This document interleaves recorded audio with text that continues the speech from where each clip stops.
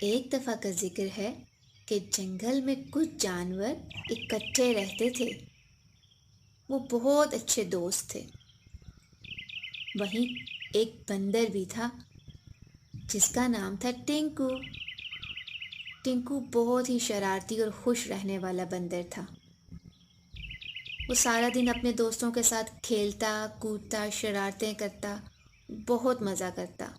لیکن اکثر کیا ہوتا، ٹینکو کو بہت غصہ آتا یا پھر وہ بہت اداس ہو جاتا اور رونے لگتا۔ اس کے دوست بہت پریشان ہوتے کہ آخر ٹینکو ایسا کیوں کرتا ہے۔ ایک دن کیا ہوا، جب ٹینکو کا موڈ کچھ بہتر ہوا تو سب دوستوں نے پوچھا کہ ٹینکو آخر تم کیوں اس طرح سے چیختے چلاتے ہو یا اداس ہو کر روتے ہو؟ تو ٹینکو نے بتایا کہ میں غصہ نہیں کرنا چاہتا یا میں اداس نہیں ہونا چاہتا، مگر مجھے نہیں معلوم کہ مجھے کیا ہو جاتا ہے۔ اس کے دوست سوچنے لگے کہ اب ہم کیا کریں۔ وہی جنگل میں ایک وائز آؤل رہتا تھا۔ سب دوست مل کر ٹینکو کو وہاں لے گئے تو آؤل نے پہلے پوری بات سنی۔ پھر اس نے کہا کہ یہ کوئی بڑی بات نہیں، کچھ دن کوشش کرنے سے آپ اپنے آپ کو بالکل ٹھیک کر سکتے ہو۔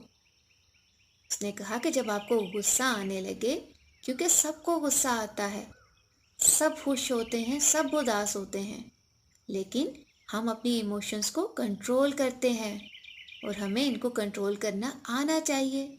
تو پھر آؤل نے بتایا کہ پہلے جب آپ کو ایسا محسوس ہو کہ آپ کو غصہ آ رہا ہے تو آپ اپنی جگہ تبدیل کر لیں، گہرے سانس لیں، گنتی گننا شروع کر دیں یا پھر کہیں لمبی سیر کے لیے نکل جائیں۔ بندر نے جب یہ ساری باتیں سنی تو وہ بہت ہی خوش ہوا اور اس نے کہا کہ میں پوری کوشش کروں گا کہ میں ان سب باتوں پر عمل کروں اور غصے سے جان چھڑوا لوں۔ باقی سب دوست بھی بہت خوش ہوئے۔ آہستہ آہستہ ٹینکو نے یہ ساری باتیں اپنے عمل میں لانا شروع کی۔ پھر کیا ہوا، اسے غصہ آنا کم ہو گیا۔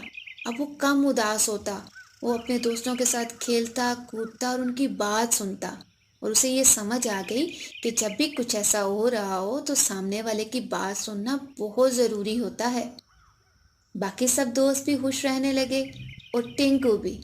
اس طرح وہ سارا دن کھیلتے اور خوب مزہ کرتے۔